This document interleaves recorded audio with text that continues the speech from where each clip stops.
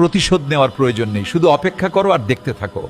তোমাকে যে ঠকিয়েছে, তোমাকে যে কষ্ট দিয়েছে, তোমার সাথে যে বিশ্বাসঘাতকতা করেছে, তোমাকে যে তিল তিল করে ধ্বংস করে দিয়েছে, তোমাকে যে পথে বসিয়ে দিয়েছে, তোমার চোখের পানি যে ঝরিয়েছে, তোমার রাতের বেলার বালিশ ভিজানোর কারণ যে হয়েছে, তাকে তোমার বদদোয়া দিতে হবে না, অভিশাপও দিতে হবে না, তার ধ্বংসও চাইতে হবে না।